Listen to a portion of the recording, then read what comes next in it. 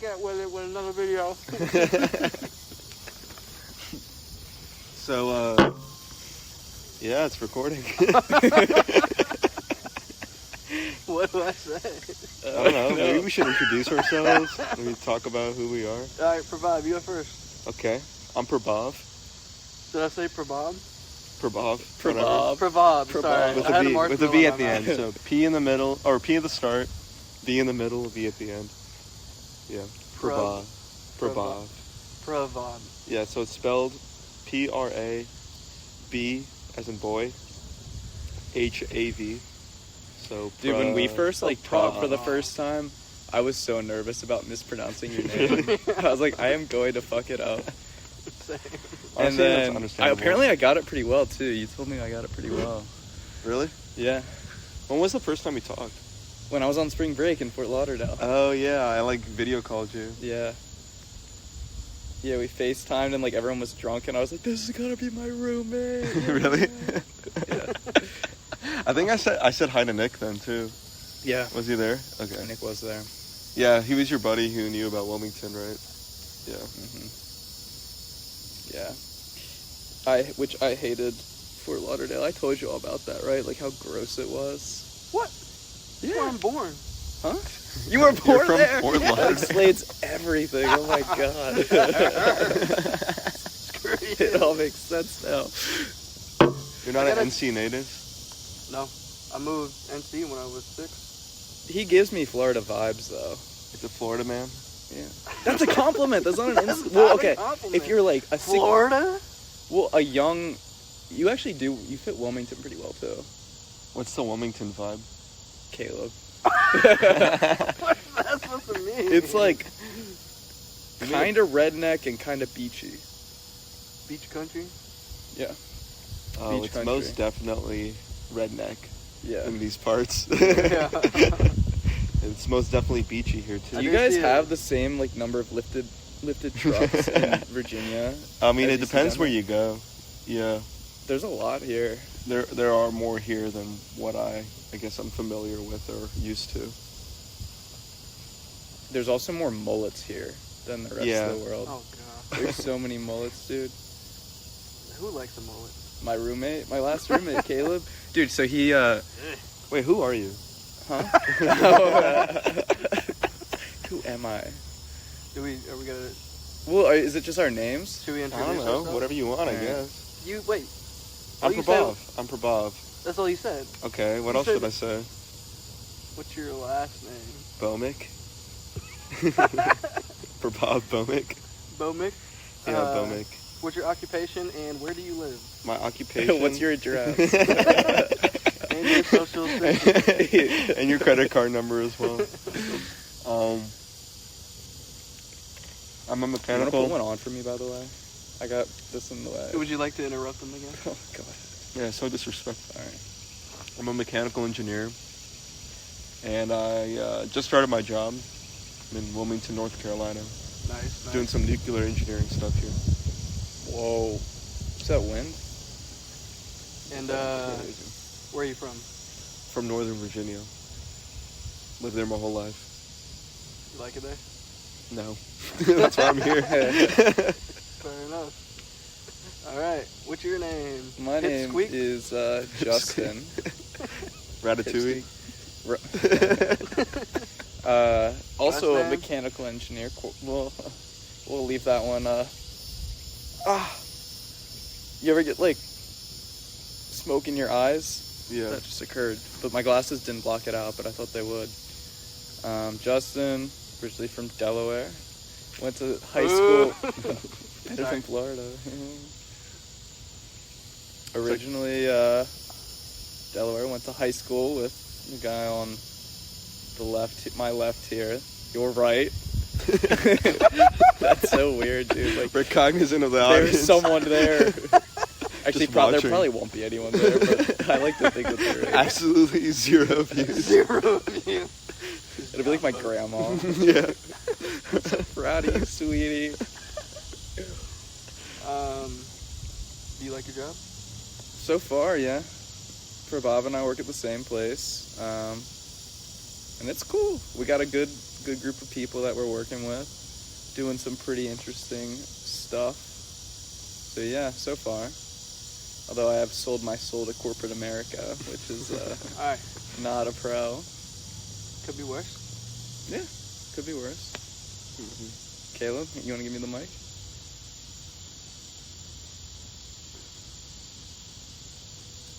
What's your name?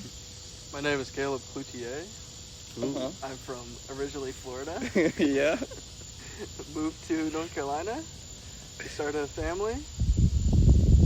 Well, no. You started a family? No. Yeah. Am I your son?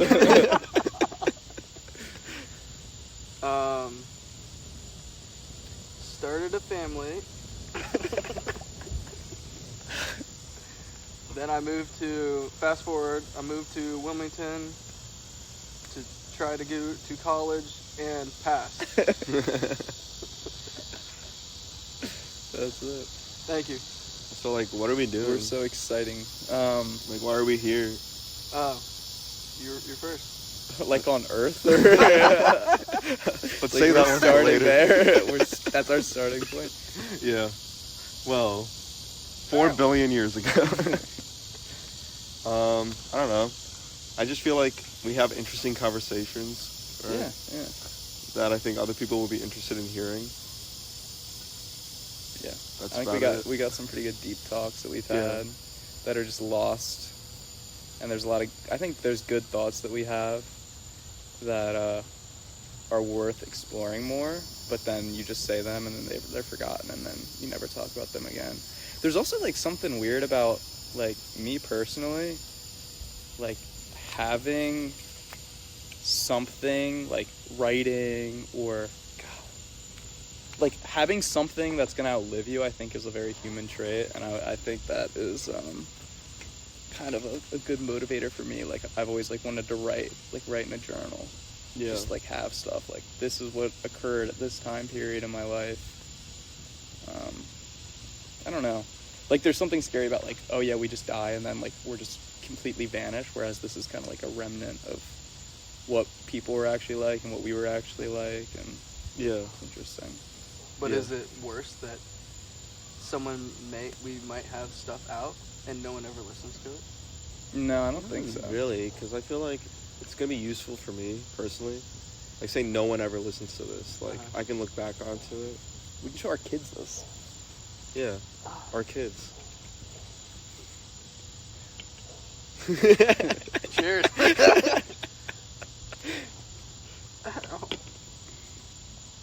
That's like one of the interesting things about like podcasts, I think, is like in the past, like the only remnants that we had of history of like what people were like were in books. Yeah. But that's completely different. Whereas like 100 years from now, people will look back and like actually have a pretty good idea of what the average Joe was like. Yeah. Average. I mean, dude, everyone and their fucking mother started a podcast, I feel like. No, literally. Right? Like, I have tons of friends from college that started podcasts, and they were really boring to listen to. Just not entertaining at all. Is there a fear that this is going to be very boring? I think I don't know. It's not boring for us, though. Yeah, that's Yeah. the problem. Is someone else going to find it boring? Probably. But Yeah. Well, yeah, I mean, definitely. I'm sure someone will, but I think one thing that I want to hit on is like just talking about things that matter yeah, to me personally, for sure. you know, and learning from my conversations, right? So like, and keeping it fresh and new. It's different all the time. You know? Yeah. I mean, that's something that you and I have talked about a lot is just making sure we don't become stagnant in life. Yeah. Because I know, like, a lot of people who are 30, 40, 50 who just, like, go about their life and do, like, the same shit every single day. It's literally, like, wake up, work, gym, maybe, come home, Yeah. watch fucking some dog shit, like, show on Netflix or whatever. F-Boy Island. Yeah, watch F-Boy Island. Or like my parents, it's Hallmark. Like, who watches Hallmark? Wait, really? Ironically, they actually fucking did. Which I get it because it's like you need to, like, it's a very cheerful thing. You can like the world is amazing, everyone's great, and everything's gonna work out in the end. Yeah. That's the appeal of it. And like it's like a horror movie. If you don't get involved or engaged in it, like it's gonna suck.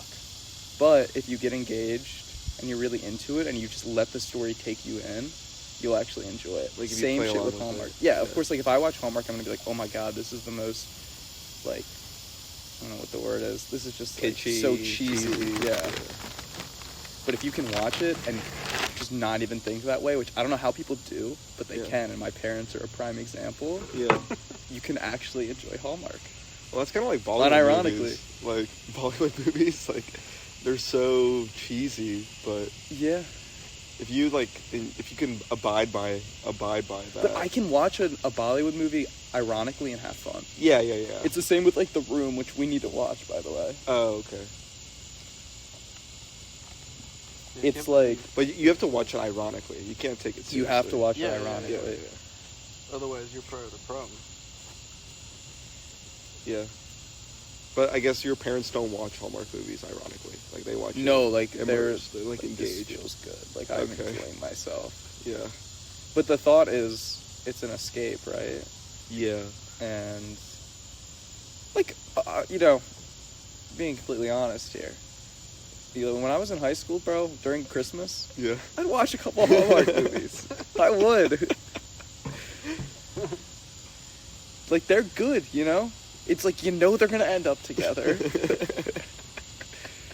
And you watch- everyone's, like, either beautiful or, like, a cute grandpa. Like, it's all fun. It's all good. A cute grandpa. Yeah. There's always, like, they got the twinkle in their eye, you know? Got some stories to tell the kiddos. Yeah. They're always wise. It's never, like, the alcoholic grandfather who's, like... Or if they are an alcoholic, you know they're gonna get clean by the end of the movie. Yeah. You just know everything's gonna be amazing for everyone. Or, like, grumpy, like, Vietnam War vet. Yeah. Grandpa. Like shooting up meth, bro. Yeah. Day drinking. Fucking wakes up like in the middle of that like PTSD attack, like screaming. Oh, Yeah. that's a little dark. I mean, it's part of the holiday spirit, I guess. You know? I mean, Elf. dude, like I don't want to watch Bad Santa or whatever the fuck. Yeah, You yeah, know that yeah. movie? No, I feel you. I don't want to watch that because it's not happy. It's hilarious. depressing. It's so I depressing. got it on Blu-ray. The kid's like fat and bullied, bro. Like, He gets revenge. does he get revenge? I don't even remember how it ends. Like, it's just sad. Everyone's like angry and alone in it, and like alienates himself from everyone else. Yeah, but It's like that is not like the festive spirit for me. wait, I thought you know? were ripping on Hallmark movies. Well, yeah, I was. He's making some concessions, though. So you came back. He's like, but really, there are some good things about it, though. Like, It's a positive. I get my fucking mug of hot cocoa and my marshmallows. Like, I am into it. do you watch it with people or like by No, yourself? by myself. Like in a snuggie, like cuddle Yeah, up on I the got my couch. blanket, Yeah. like next to the Christmas tree. Come on, like that is a good positive. Sam's the same way. That's a good positive experience. Our friend will just watch like Harry Potter on repeat. Bro, I mean, I can And I understand get that, it. though. I get it. yeah. Yeah. Harry Potter is so good. Oh no, What? Harry Potter. I had my to watch 5 of those movies What do you mean? You had to. because Sam was like, They're "You gotta so watch good, this." though. Yeah, but I watched it when I was like 22. yeah, that's Okay. my theory is you won't like Harry Potter unless you watched it as a child. Like, God. I don't like the characters.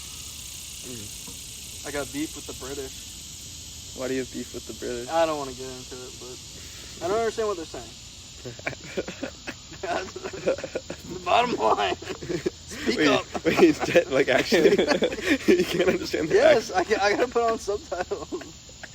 I can understand No, I that with like actually feel that. Scottish people, but like regular British people, In movies, really? I can't understand them either. Damn, that's wild. Maybe we're just deaf. I don't know. I'm not the smartest, so I probably. And I hate subtitles, so if it's Yeah. a British movie, I'll just turn it off. Yeah. There are some movies though where there's no way around it. Like Tenet. Like I couldn't understand a single Yeah. thing of that. Dude, That was Christopher so Nolan is notoriously bad for not being able to hear anything anyone is saying in the movie, Yeah.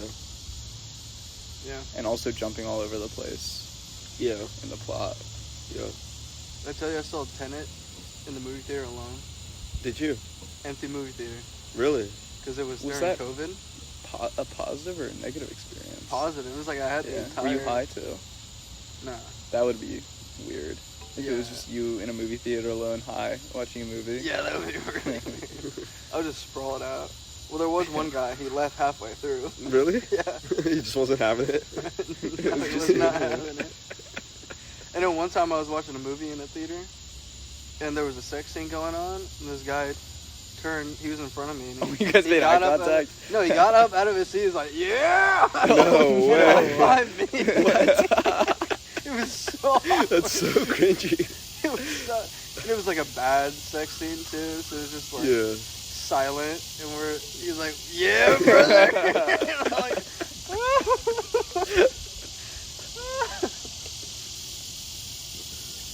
I don't know if that's worse or better than watching Game of Thrones with your parents. oh yeah. Yeah. That was that's fucking pretty. brutal.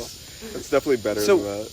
Do you talk or do you say silent and just wait for it to end? I just like wait. I think you don't say anything. don't say a I think single that's thing. a better thing. Yeah. My dad like slowly reaches for the remote and like Yeah, As you fast tries to forward. fast forward.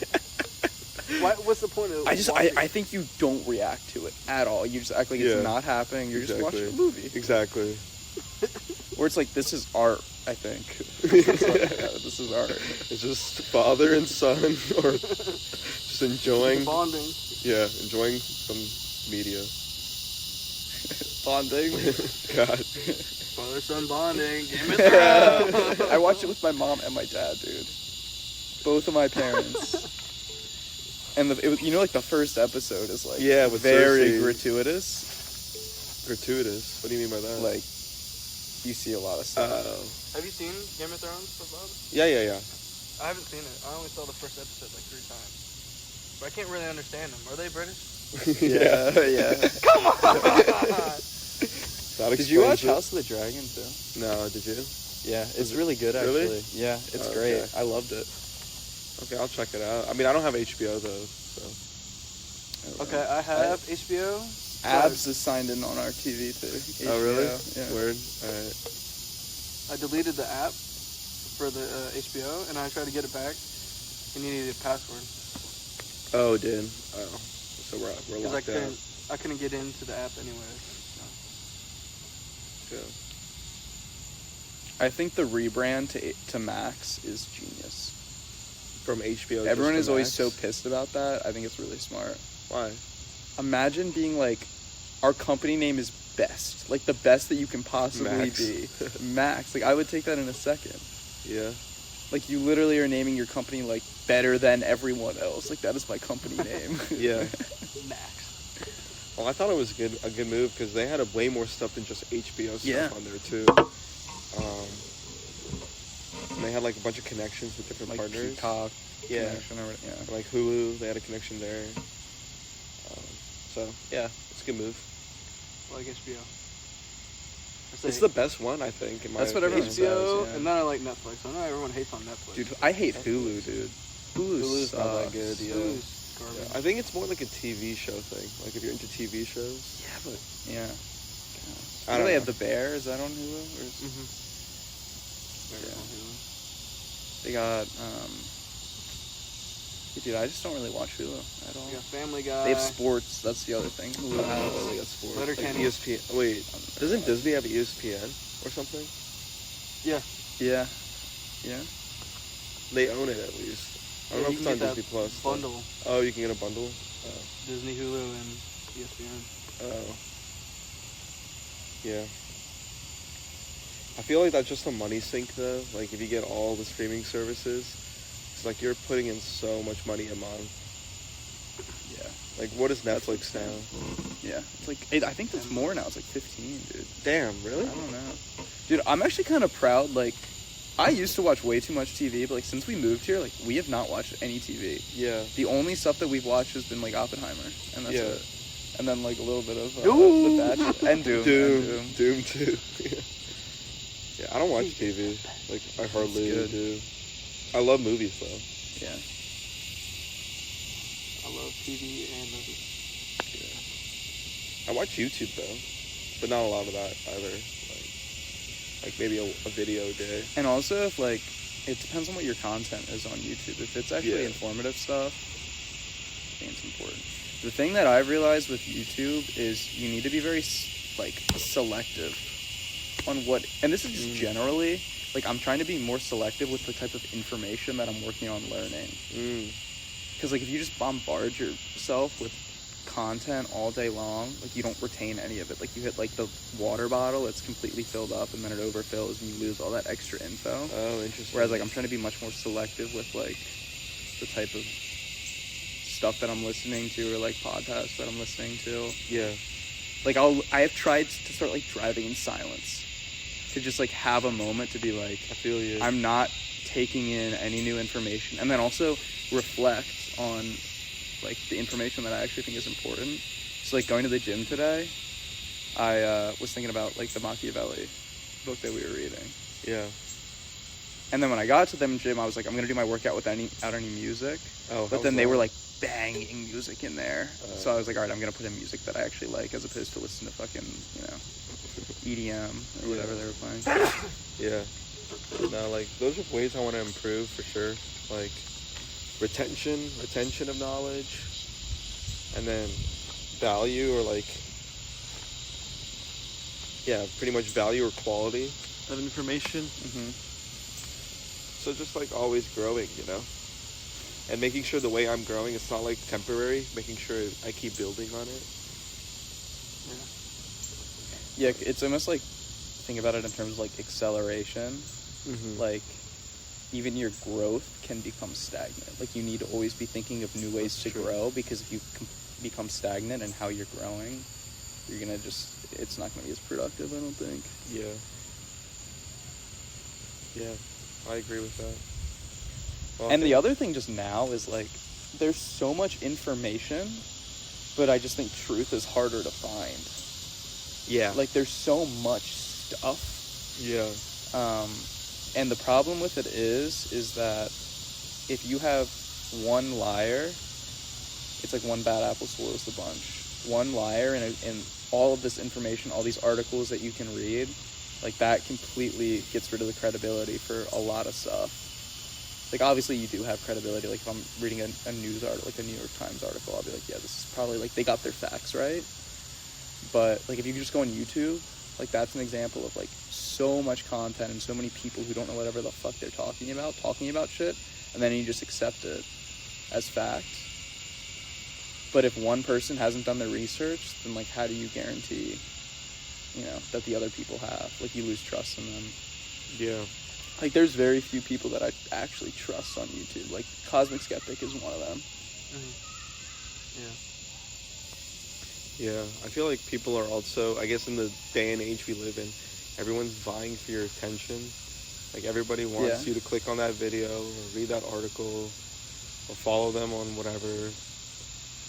And they can use tactics to kind of garner your attention in ways that's not completely And you're honest. not only that, but you're forced to.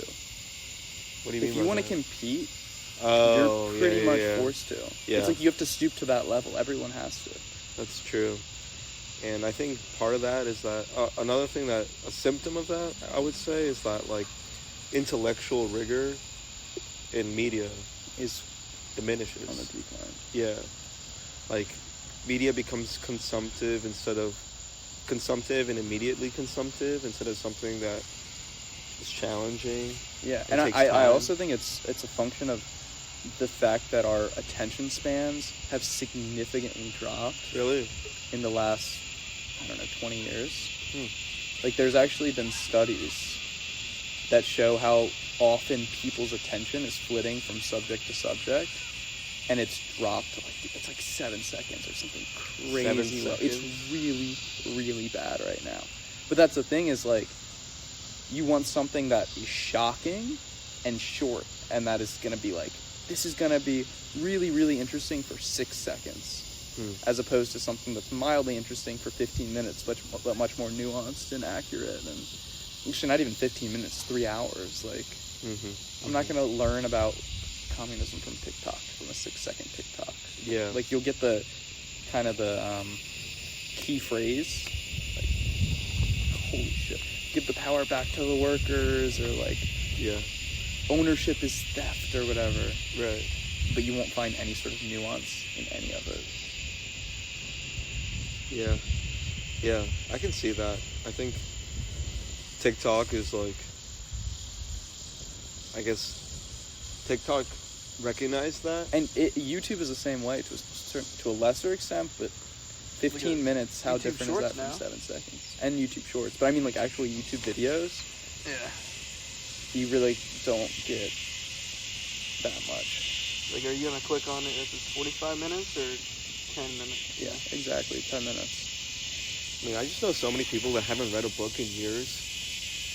Like, the last time they read a book was for English class in high school, and even then they spark noted their way through it. Because one of my friends I talked to, he's like it just doesn't. It's just not as entertaining as watching a movie or like watching a TV show. That's true, but the incorrect assumption there is that what is entertaining is not productive or beneficial. Because like, there's a distinction, right? What is entertaining is not often the most fruitful thing. Yeah. Like, what you enjoy doing is not always gonna make you into the person that you want to be, or That's true. even the best use of your time. Yeah. That's the thing I've realized, like, the last couple of weeks, just like not watching as much TV. Oppenheimer, like, I enjoyed that so much more than I would have normally. Oh, really? I was so much more engaged in it because it was like, oh, this is a novelty. This is not something that we're doing every day. And I was so much more engaged in it, and I enjoyed it so much more. Yeah. It becomes more of like a delicacy almost, or like definitely breaks the norm of like your current habits. Yeah. Yeah. I mean, I think like the people who don't like to read, or well, let me say this actually. I feel like some points can only be made with extensive attention required in an overextended period. Some points can't be filtered down to a single sentence, unfortunately. And even Oppenheimer, like, was a reduction. Even the movie was a reduction on the reality. Yeah. Right. That would take so much more time and effort. Well, to understand. and everything has to be to a certain extent, right? Like, what do you want to like live through all of the events in Oppenheimer? Like, that's the only way that you're really, is if you're Oppenheimer himself, right? That you're actually going to get the full non-reductionist view, right? Like, even if I go and read his biography, it's still going to be reductionist to a certain extent. Yeah. I just mean to say, like, I guess in this digital age, right? Like, information, like, going back to our original conversation, is saturated, but probably is saturated, but isn't really valuable. It's like 99% filler, 1% interesting. Yeah. Or like, it's like a sponge filled with a cocktail, and it's just like 99% Coke and 1% vodka or rum. Yeah. Yeah, it's like everything's at like 1% alcohol levels right now. Yeah. You're just sober all the time. Yeah, everyone's just sober. No one's having a good time. And it's like, it's only getting worse. Like, dude, I'll go to the gym and I'll be like running on the treadmill or whatever, and then you look down, bro, and it's like everyone is like that, you know, there's a guy and they're doing the pull down machine, right? Yeah. And he's like this, and then like 30-40% of people are on their phones at all times when you're at the gym, or at least that was my observation, because I was looking at it the other day. I was like, oh my god. Yeah. There's some artist, I forget who he is, but he took a picture of like New York City, and it was people just walking on the sidewalk in New York City, and all of them were on their phones. Oh, really? And he took that picture, and then he photoshopped all of the phones out of the picture, so people were just staring into their palms like crazy people. It's actually kind of a good picture. That'd be fun to see. Yeah. Yeah, I think once you realize, like, I bet you a bunch of those people were just watching like TikTok or something like that. Like, you didn't remember anything from it. So like, what was the You're point? just wasting your life. And like, if you're always thinking about something else, like you're never thinking about like yourself or your problems, then you know. It's a distraction from Like, so what's reality. the point? It's like a drug almost, if you think about it. Like, yeah, I mean, it is. yeah. To a certain extent, I guess you couldn't say everything is a drug by that definition, but Well, it's definitely addictive. in a way. I've definitely experienced that where it's almost an escape from not having to think about my problems. Like, video game addiction is a massive problem.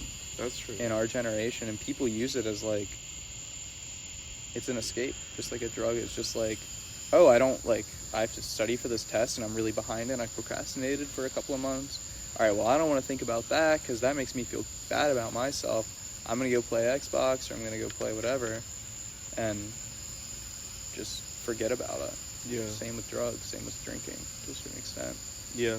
And I think it's like, obviously all of this stuff is fine in moderation, but the problem is it's reached the point where it's not moderation. It's just way too much. And Yeah. I've been thinking about this, like, just like in terms of us growing up, like our age group, our generation, we're just kind of fucked from the beginning in terms of that stuff. Because it's like, okay, let's think about it. So Apple is a company in a capitalist society, so they want to make as much money as they possibly can, right? That's where the incentive lies. It's how it's always been set up. So what are they going to do? They're going to manufacture their product to try and make as much money as they can. And the way that they do that is they make it highly addictive, right? If people are addicted to your product, they're going to buy more of it. They're going to always have an iPhone, right? So they manufacture these devices to be highly addictive, and it's gotten to the point where you're unable, I mean, realistically, you're unable to exist and be a productive member of society without an iPhone. Yeah. Or if you don't have an iPhone, you're heavily disadvantaged. So it's like, I have to have this thing that if I have it, I'm very, very likely to get addicted to it. Like, dependent to on exist in society and Yeah. to be productive. So then I buy the phone, and what happens? I get really, really addicted to it.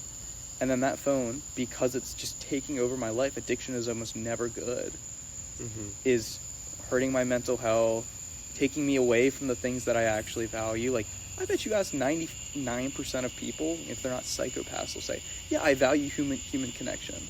Yeah, yeah. And I think the phone it's not like a very base take to say that being on your phone all day takes away from your ability to connect with other people. Most of the time, not all the time. Yeah. And it takes the things that we think we value and it just supersedes them. Yeah. I think a lot of people have this idea of like, oh yeah, this is what I value in life. Like, if you are to ask parents, they'd say, okay, yeah, like I value spending time with my children or spending time with my family. I value learning. I value being connected. I value nature. But it seems to me that a lot of people are like, I like to think that those are the things that I value, but I actually value other things. Because, like, the proof is in the pudding, right? How are you actually spending your day? If you get home from work and you have the ability to spend time with your kids or with your friends or whoever you find important in your life, and then you just go into your room and play Xbox or sit on your phone all day, like, that's where your value lies. That's true. You know? Well, going off of that point, like, just thinking about us generationally, like, and going back to the whole information saturation age that we live in, like, access to these things weren't available generations ago. And so people were tempered with their behaviors because of that accordingly, right? You didn't have the ability to waste your whole day in front of a screen. But now that we have availability to that and easy access, it's present in our pocket. YouTube is literally one tap away. It's so easy to fall into that. Without even thinking about it, too. It's like impulsive. Dude, I'll be like taking a shit and I'll check my email. I'm like, yeah. I just checked this like 30 seconds ago. I didn't get another email. And it, like, That's even right. if I get an email, it's like, oh, like Publix is emailing me about their newest offer. Like, not something I care about. You know? That's so true. I'm so addicted to checking my email. Like, that's the first Or thing I do when I wake I'm up. like, I don't care. Why am I looking at this? Literally. And, you see, like, like young men, right? We see young men that are trapped in this, and then you have influencers that have tapped into that, and they recognize that, and then they try to react to them. So you see the rise of like the whole alternative male like society, like the black pill, you know. I actually don't know that much about that stuff. I think I should know more. So I mean, I could just speak on it like very superficially, but like basically it's like black pilling, I think, is the idea of like, oh, I'm a young man who's unattractive and unsocial, and I'm not being able to have any relationships with women, so I should just accept that and accept that I'm going to be lonely for the rest of my life. Dude, that's so depressing, oh right? God, No, it's miserable. And it's like, oh, home prices are so high right now, I'll never be able to own a home, and I'll never be able to start a family because the system is rigged. So I'll just take the black it's pill. so deterministic. Oh, yeah, that's just awful. Yeah, so that's like a whole subculture. Wow. And then you have like other people, and I mean, this is close to home. My brother's kind of like this, where like you just like also no social life, like there's no. I mean, I think every man needs like a woman in a way, right? And you're just not getting that. And every man also, I think, wants to progress in some fashion and build their careers and grow. And sometimes that gets stunted, and so like video gaming, like you mentioned before, becomes super popular. I see a lot of young men going into that, and then that's the whole community, like the whole gaming community. And it gives you that illusion of growth. Yeah, because you're like competing and you're like doing well in your video game. But the consequences are not real life. If Exactly. I lose, I just reload, right? Like, whereas real life, if I lose, like I'm gonna be down for a little while. Yeah. You know? Or I die or some shit. Like there's real consequences. Yeah, like those skills are not really translatable. And then we see people honing into that, like Andrew Tate. Like I think he's honed into that community really well. Yeah. That he's like, oh, we need to be masculine, but also like, by fuck girls, like all that. Scapegoating women. Yeah, scapegoating women. Exactly. Like, I'm never gonna get a girlfriend because girls are just stupid and shallow. Yeah, he's like, girls are whores, like, can't respect them, and make money, that's all the thing that matters. It's like, it's very distracting from what someone's pursuit should really be. My favorite Andrew Tate take, other than him being like a pedophile at this point, or grooming people, or whatever the fuck, is, my goodness. Hey, I guess I shouldn't have said that. That's fine. We can bleep it out. Which, by the way, the story behind him getting caught is hilarious. He was in a Twitter war with the climate change girl, Greta Thunberg. Okay. And I think there was like a pizza box or something in the background of him sending like a video being like, just like insulting her, like calling her like ugly or some shit. It's like a 15-year-old girl, right? Yeah, she's like 18 at this point or something. I don't know. She is young. And then, which also like, she's a kid and she's also like, it's climate change. Like, it's too. Well, I think like they're very unanimously supported by intelligent people. Like, I think climate change, like, dude, most people who are mildly intelligent support. Anyway, that's not related. That's neither here nor there. But there was like a pizza box in the background of like the camera or something, or in the video frame, and the authorities were able to track that to his house because he was like in a hideout in like Romania or something, and that's how he got arrested, was because of his Twitter war with Greta Thunberg. That's really. But my favorite Andrew Tate take, that's hard to say, is he was having a debate over whether women are worse drivers than men. Okay. Which, like, who cares? Like, but the guy was, who he was debating was using actual data and being like, well, actually, women have lower accident rates than men, which makes sense. Like, men are more aggressive drivers just naturally. They drive faster. So, by that definition, like, statistically speaking, women are safer drivers. Okay. And then Andrew Tate was just like, in my experience, like, women get in more accidents than men. And he was like, my personal experience is that women drive worse than men. And the guy was like, I don't care about your personal experience. Like, I'm using actual data here, and you're talking about your personal experience. Like, that's a very, like, you're not supposed to use anecdotal evidence in an actual debate. Right. And he just kept saying, like, my experience has been this way. But then the guy started, like, bringing it up, and he was like, okay, well, what if I say my experience is the exact opposite? Yeah. And then Andrew Tate would just, like, got backed into a corner, and he was just like, you're wrong, bro, you're wrong. Like, That's so... He's such a child. Like, what is that even... Like, what's but it's the just point like of he doesn't that? even have a coherent worldview. It's like, okay, I have a feeling that this is true, and then the other person's like, no, I have a feeling that this is true. It's like, how do we... Yeah, bring that together. How do we, Reason. reconcile those views? Yeah. And it's like, you use some sort of science or data sampling or whatever Yeah. to reconcile that. But Andrew Tate just, like, could not figure that out. Like, he couldn't bring it together. Yeah, he's pretty goofy. Like, honestly. Yeah. I you just kind of see- laugh at him when I see him on, like, whatever he's on. You see him, he was like, sushi is for pussies. What? It's like, why? What about sushi is that? I mean, I think I Steak. get the, like, sentiment, I guess. Like, I get what he's playing into. Right, he's playing You into know. something. It's a real phenomenon. Like, that he's what playing is it, into. though? Like, why is it, It's like, just red like meat these- makes you more manly to eat? Like, where does that even come Oh, well, from? on that Protein. point?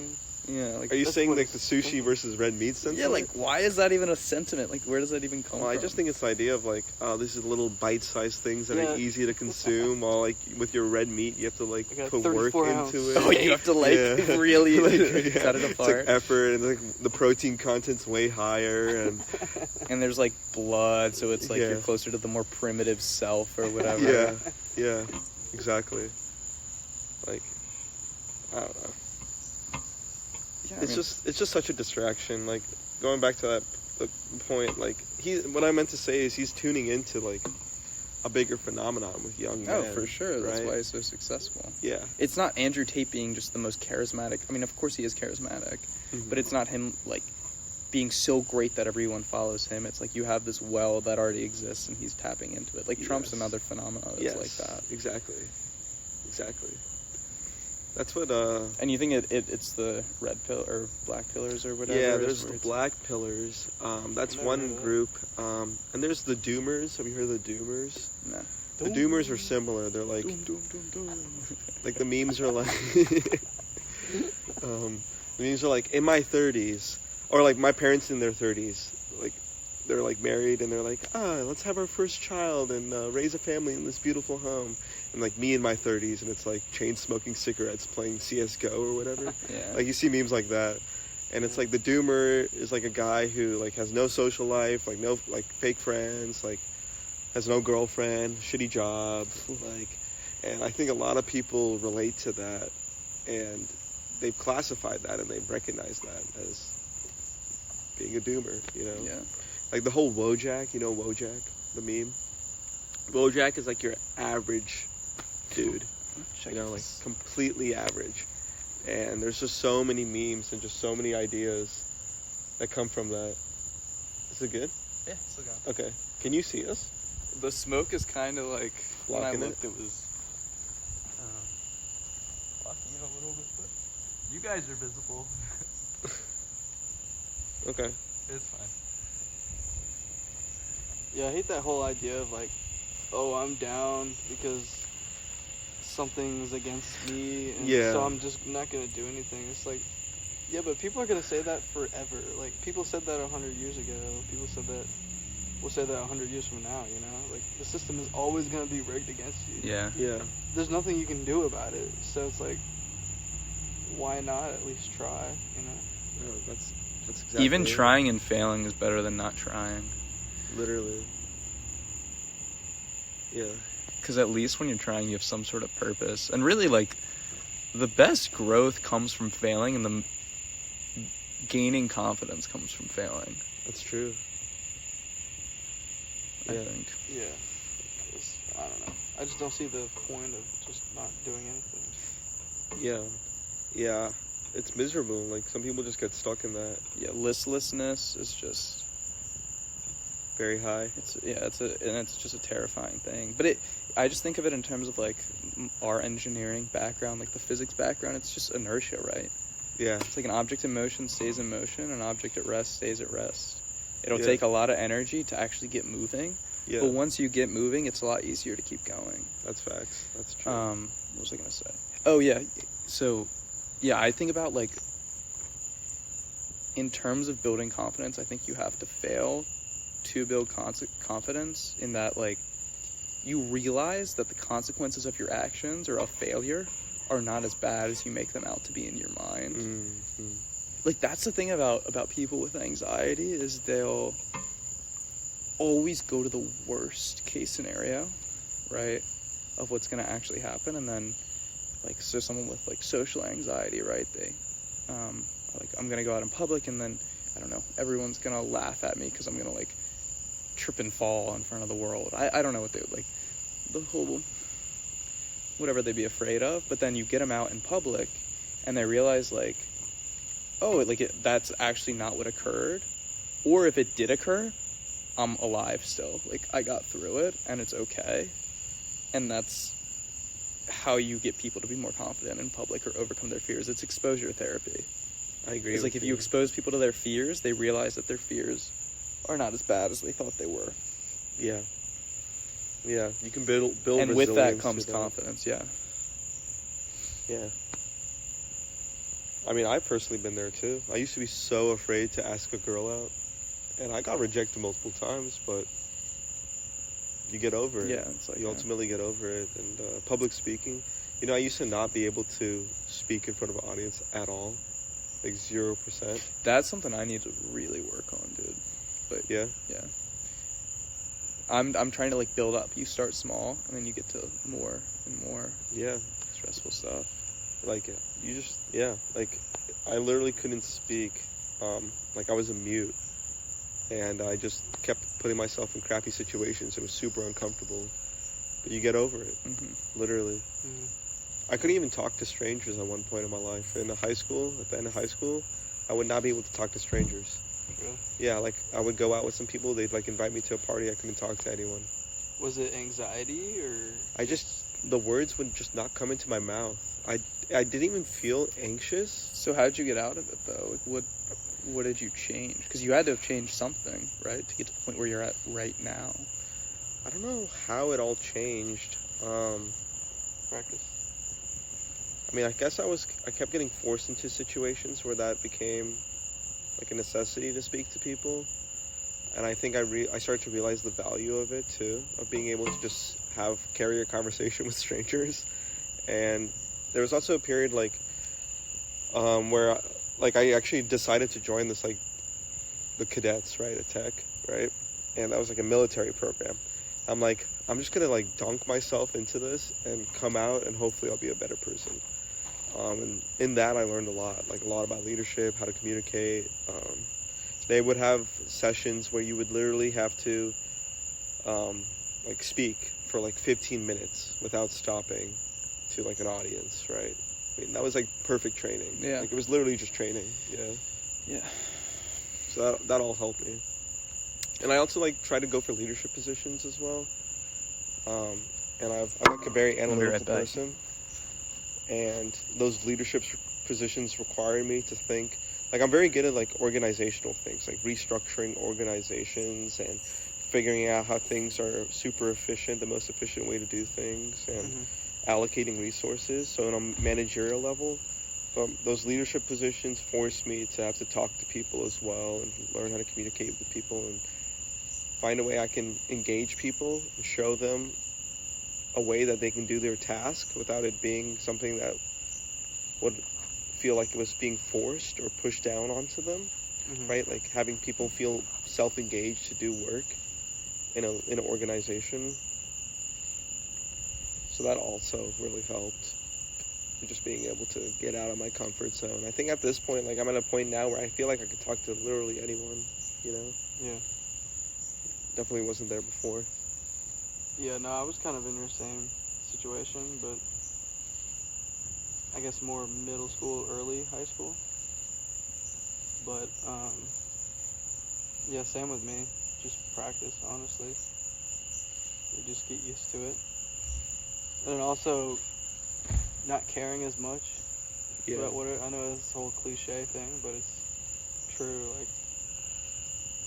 Like you get really nervous because you think someone's gonna judge you, but it's like, really, who cares? Yeah. That and people are just so consumed with how they're perceived by others that they're not worried about you. Yeah, like it doesn't really matter how, like, and people will forget. It's just who cares if you mess up? You mess up, Yeah.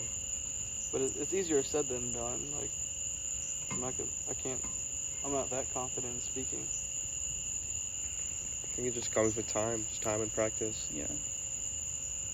Yeah, I think the big realization for me was just like, I think about how consumed I am with how I'm perceived by others, and then I'm like, well, other people are probably like that as well. Yeah, people are just so anxious about themselves and what you think of them. Especially in our generation, I've realized it's worse, I think, compared to my grandparents. Yeah. I think our like, if you go out in public with someone in our generation, they're more likely than not overly nice to, like, servers or waiters or waitresses. Have you guys noticed that, or is that just me? Like, overly nice? Yeah. Maybe. That might just be the people you're around. Maybe. I just feel like, I mean, people definitely, I know where you're getting at, though. Like, people do, I think, like, people are very self-aware and self-conscious, and they are thinking about that as they present themselves to other people. Yeah. Yeah. Definitely. I think it's more prevalent in, like, girls than guys. Oh, for sure. For sure. It definitely exists. Yeah, I don't know. I just think we want to be liked. We like being liked. Oh, no doubt about that. No doubt about that. And I think that's more than previous generations. Yeah, I think that's a very perhaps. distinctly us trait. Why? I don't know. I really don't know. But I have observed it. Any ideas? Why our generation... Do you guys agree? If you don't agree with it, then we don't need to discuss it. But I don't know Well, how no, I I mean, can- I just don't know about older generations. Like, How but I can do you- feel I don't like know. My people- grandpa's always getting annoyed about how undercooked or overcooked his steak is, or whatever. That might just be a grandpa thing, though. You know what I mean? But, like... Oh, like at restaurants and Yeah, stuff? they're always, like, grumpy, you know? My grandma's always grumpy at restaurants. She roasts waiters and stuff. Yeah. But I feel like they just don't care at that age. Like, they've been through it all. Like, what the Yeah. You think fuck? that's Like, what it was? What do you think when they were 20 and 30, they were like getting mad at waiters? I don't know. I doubt that. you know when you watch movies about, like, the kids in, like, the 50s and they all, like, dress the same and look the same? And they're like, oh my god, Rob's gonna ask me out to prom. And, like, he's on the varsity team. And, like, oh, I wish I could get invited to the party, but, you know, me and Cynthia and Melissa, we're not cool enough to hang out with Ashley and whatever the fuck, you know? You know what I mean? Yeah. Maybe people were more bored because they didn't have TikTok. People are just unhappier when they're older. Yeah. I think it's just people were bored, so... I think it's good to be bored every once in a while. I do too, but, like, back then, like, if you were bored, you had nothing to do. You, like, read one of your 4 books. If you can read. Yeah. And if you have, like, 20 people in your town and you mess up with one of the people, that's 1/20 of the population hates you. Well, then everyone's taking sides, and before you know it, you got to go to a new town because everyone in the Yeah. town hates you. 15 people hate you, that's math. You know, one of my buddies, he's like a really old soul, you know? And he's like, Can you know, put a back in the marshmallow day, you used to just be able to, like, if you didn't like your family, you didn't like your wife, you could just move to the next town over and just restart. You can't do that these days. Like, what are you talking about, dude? He's like, yeah, man, you just go out for milk and that's that. I'm like, no, you're Never 20 come years back. old. What are you... You can go anywhere. Just leave your wife and kids. Like, they can't track you down. You can start a whole new life. You're set. You like it burnt or slightly burnt? Slightly burnt. Alright, we'll hope for the best. Are you getting bit up still by mosquitoes? Ow! Like right in the Oh eyes. my god. Oh my god, that hurt. Anyways.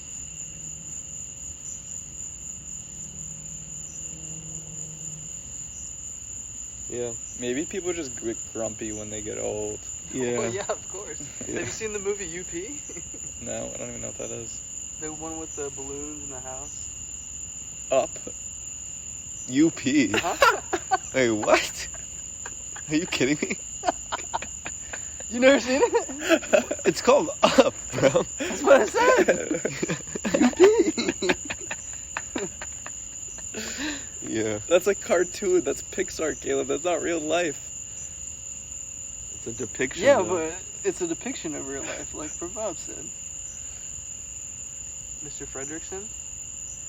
Why did you call it UP? Huh? You're like, the movie's UP.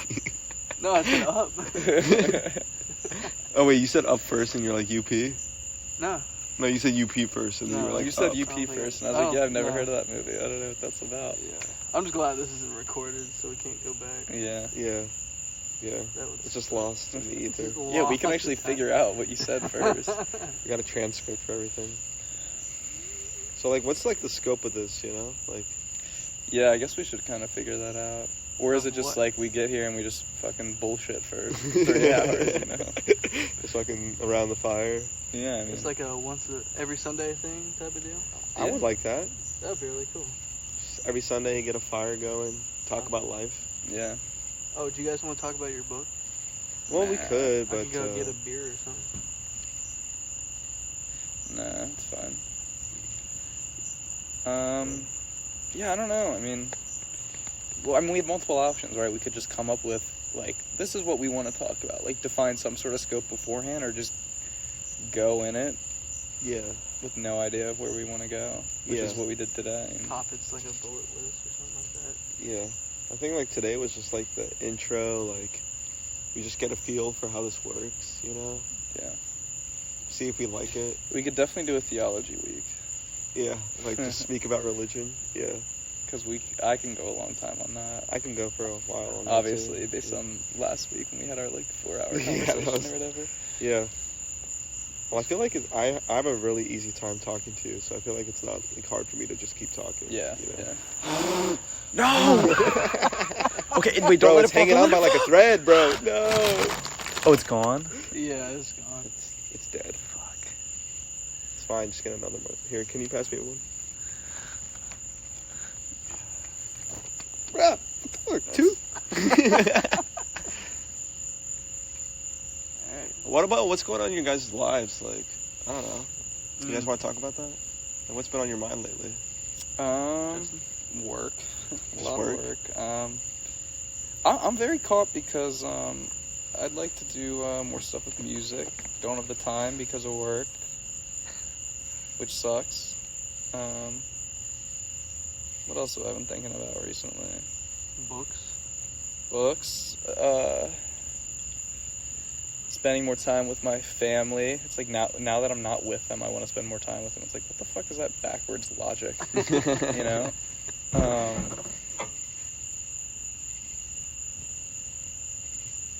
Yeah, we take everything for granted. What about you, Prabhat? What you been thinking about recently? Oh man, You seem like the thinking type. I've been thinking about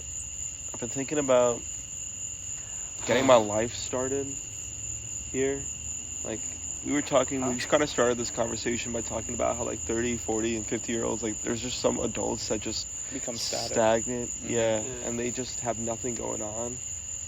And it seems like the best parts of their life are over. And I feel like I was thinking about today, you know. I went to go see, like, this house today, and in this open house. Oh, you did? Yeah, and it was like this $400K home, so it was a pretty hefty price tag, but it was a complete shithole, just trashed. Oh, really? I started driving around the neighborhood, and it was like a bunch of trailer parks and trailer homes and stuff. Mm-hmm. And right after that, I went to a $3.5 million home, right? Yeah. I'm like, what separates these like $3.5 million heirs, right, with these beautiful paintings on their walls and these they're like shelves stocked, right, from these like this trailer park trash, right, with like just trash homes, trash environment, right? Like what separates these two people? Not to say like education. Yeah, I just like one thing I was just thinking about personally. Where's the chocolate? It's just like our qualities kind of dictate our life in a way. Yeah. What do you mean our quality?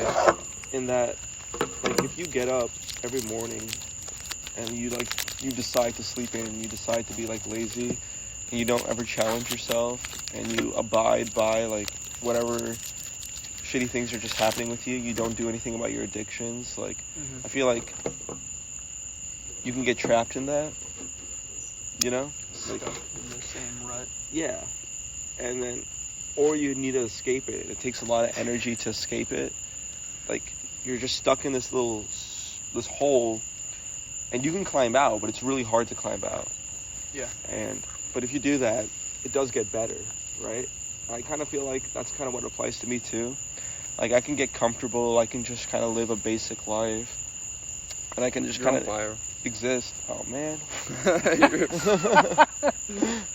bruh. You're on fire. You were like looking around talking to us. Yeah. I was just getting torched. It was like, yeah, I feel the vibe. You know, you feel that though, like. I feel like we're all in agreement. Yeah. On that, you know, it's like that's kind of like where we're here, you know. Yeah. Literally. Like, that's what it comes down to. So, I mean, what was the point I was trying to get back early? Oh yeah, like that's what I'm thinking about lately. Like that's what I've been thinking about with my life. Like, I just gotta make sure I'm challenging myself or progressing in some fashion and not like growing, not getting settled, not getting comfy. Even if my life is comfy, like not letting that take over, you know? Yeah. And it's not about like the homes. It's not about like, oh, I live in a $3.5 million home or I live in like a shithole. Like that's not the point. The point is just like living a happy life and living a quality life and living a life that you're proud of. And I feel like that only comes with hardship, you know? Well, is there like a ceiling for you? Like, is there like a place where I'm like, I can abide here? I don't think so. I think you just need to keep growing. It doesn't have to be monetarily, right? But it just needs to be in a fashion that like challenges you or like just pushes you in some fashion, right? Like, so like not getting the promotion because of the money, but just because it's a promotion and it's challenging yourself. That it's because like not. I don't think the promotion is as important. Like this is a very common bullshit slogan is like it's not the journey, it's the destination, but that's actually like very true. It's not the destination, it's a journey. Or fuck yeah.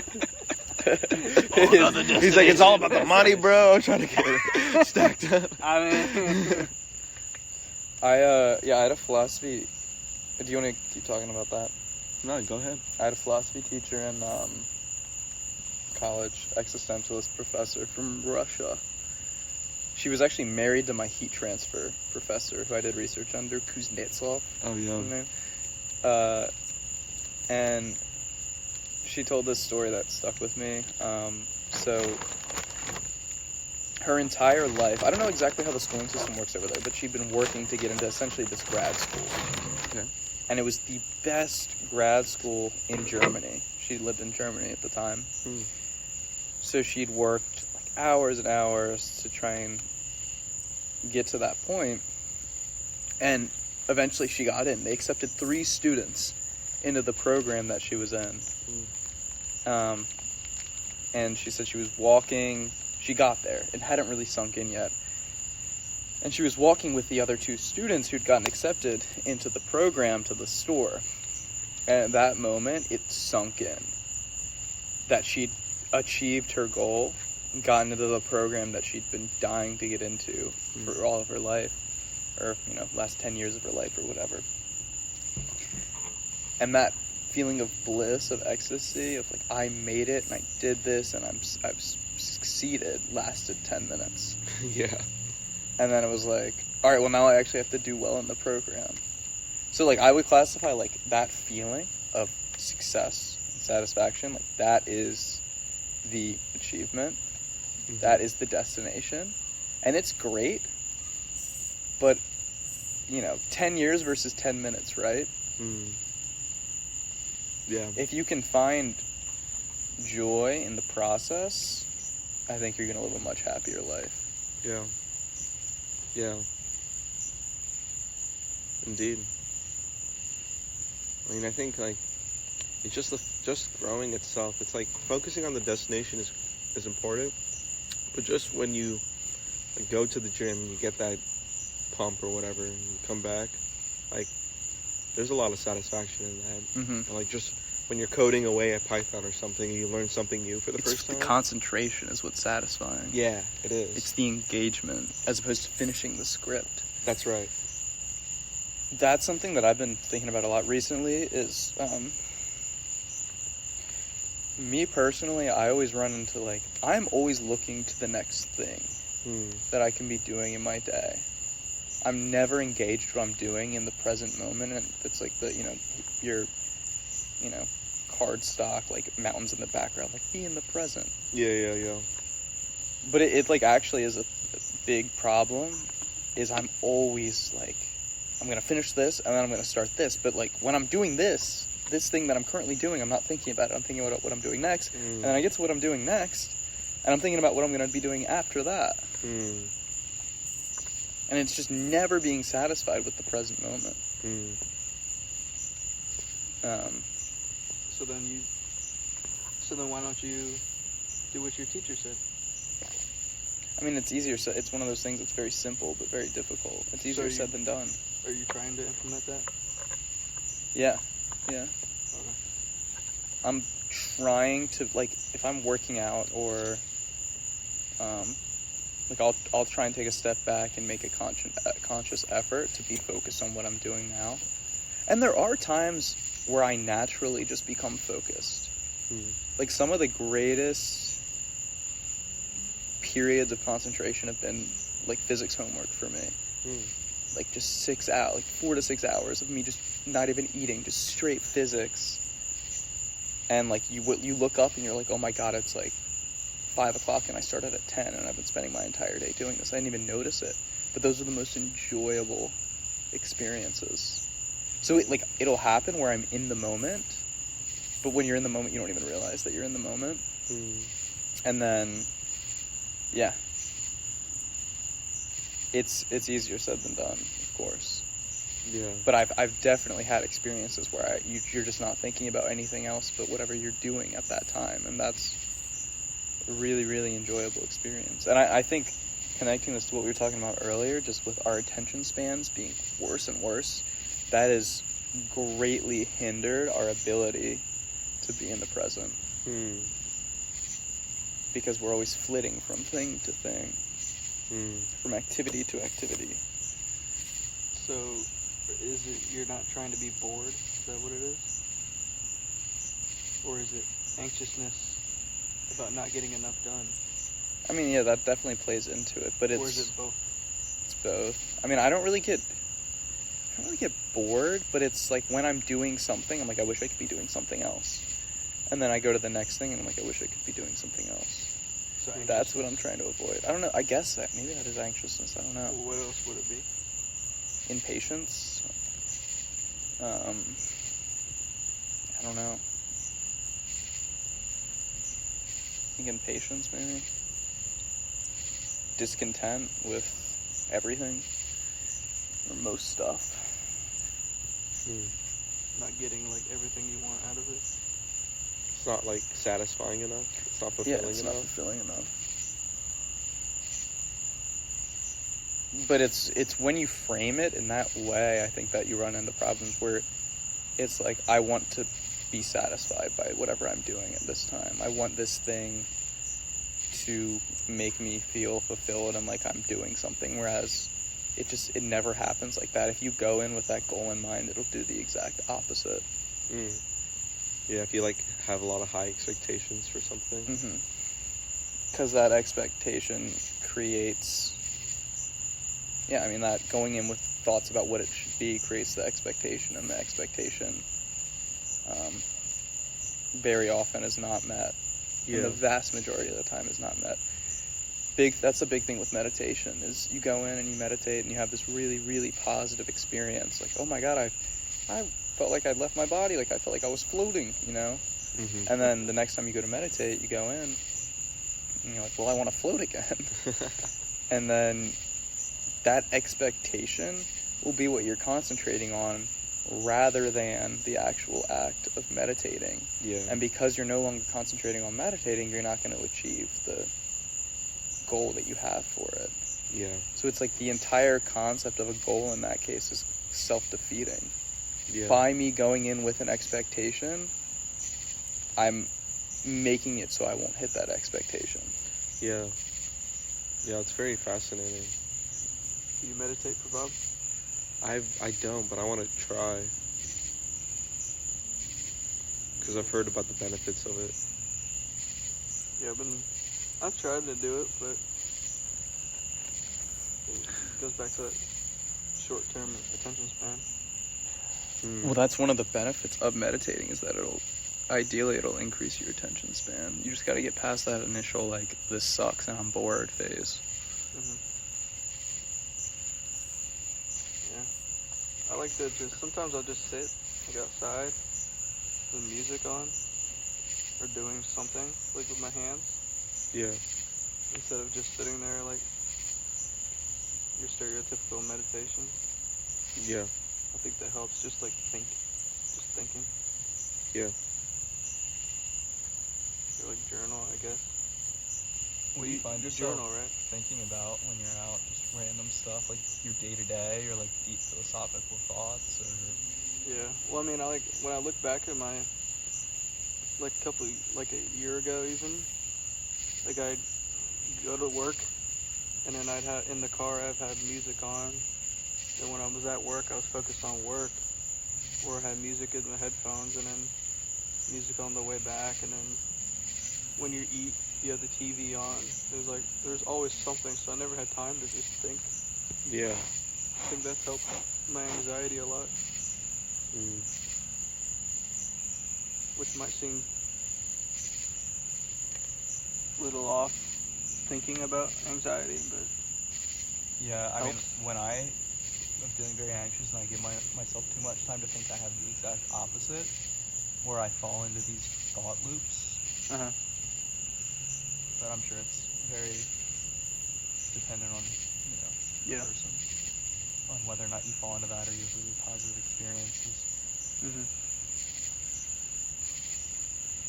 Yeah. When I get anxious, I try to control it. I try to, talk to myself. I'm like, you shouldn't be feeling anxious right now. That makes me more anxious. Yeah, like it's a loop. Your anxiety creates more anxiety, Yeah. Mm-hmm. Yeah. Every psychologist will be like, you just need to accept it at that time, that Mm. you're feeling that way. Mm. You ever been to therapy, Prabhat? No, have you? Mm-hmm. Has it helped? No. No? Well, I didn't go about anxiety. What'd you go for? I got some problems in my head. You ever are you familiar with depersonalization or Yeah, I'm familiar dissociation? with it. Can you tell me more though?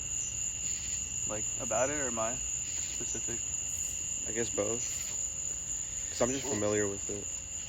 Depersonalization is where you feel disconnected from your body. Can you hold this for I'll me? hold you. So I literally feel so if you see someone getting attacked, like getting mugged or something like that, people will escape their body, so it's not like they don't feel as much pain, or like animals. Yeah, like like that. as a coping mechanism. Yeah, like a I have coping a mechanism. Hershey's too. Sorry. Oh, so they try to remove themselves from whatever they're experiencing or feeling? Yeah, so I'm in this outside view. Kind of it feels like you're playing a video game. But the problem is people will do that for a couple hours or till it's done. But I got stuck in it for the first time I got stuck in it was for 8 months, because I got so what happens is then I get so stressed out about something, and I have a anxiety or stress limit, and I went over the limit, and then my brain just like malfunctioned. Really? And so now and then the most recent one, I've been stuck in it for like 2 years or something like that. So I just always feel like Like right now, do you feel that way? yeah, it's been like that for 2 years straight. Like, it's not normal for people to feel like this all the time. But for some reason, like, my anxiety meter went all the way, and it's just been stuck. So I constantly feel like disconnected from my body, like I don't feel real. But you tried talking to like a therapist about it, and it just like didn't go anywhere? not really. Well, most people don't know about it. All 3 of my therapists didn't know what I Really? was talking about. Yeah. What the heck? But I've heard about it before. Yeah. I don't know. I guess. Yeah, I have no idea. It's been improving though recently, right? Yeah. Like, I've been taking all my vitamins. Have actually helped a lot. Yeah. Yeah. That's tough. Sometimes I feel like I'm not present, but like sometimes when I'm like overwhelmed or like disappointed in myself, I just can't engage or connect sometimes. I wouldn't call it like depersonalization, but I feel like You're just very much in your head. exactly. Yeah. Yeah. And sometimes, like, I just can't, like, yeah, I'm just stuck in my head, exactly like you said. Yeah. Yeah. So you said it's been getting better lately, though? Yeah, it's actually been a lot better.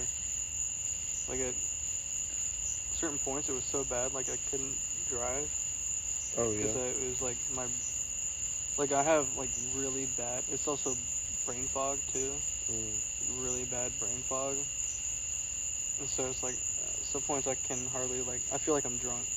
Pretty much, like, I can't, my motor skills aren't always there, but now I just don't feel connected to my body, which is weird to say, but it's better than what it was before. Do you feel, like, discontent about where you're at, maybe? And you're like, I don't want to be here. Maybe that's what creates anxiety and stress? I don't know.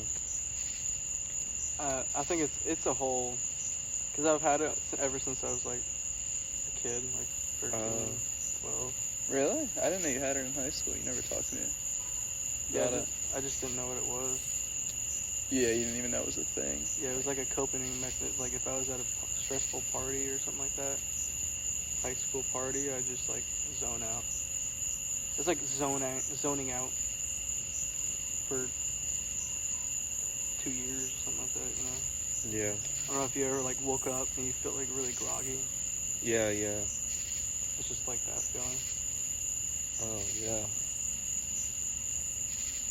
But it's Yeah. all good. I got my vitamins. I think I'm up to 17 now. So 17. keep hammering them down. Got my phosphoserine. I can't even pronounce them. That's the worst part. Damn. You gotta get vitamins for the vitamins. Yeah. I've been taking too much vitamins, so I need it. You need a vitamin to like get rid of the side effect of one vitamin. Yeah. That's what like my grandparents will have. Is it'll be like, I'm taking these pills. Like this pill I need, but then this pill makes it so I don't have as much iron, so then I gotta take an iron pill. But then the iron pill means that my cholesterol is high, so I gotta take an anti-cholesterol or whatever it's called. Yeah, it's just like 50 pills. Yeah. Like, you just gotta take one. I really just need to fix my diet, but Oh, you think it's like a diet thing? Or like a health thing? yeah, I think it definitely hurts. Yeah. Maybe with brain fog, like, just a healthy diet can help with that, you know? Yeah. And especially like back when I was eating even worse than I am now. Yeah. Brain fog was bad. Like I could not think.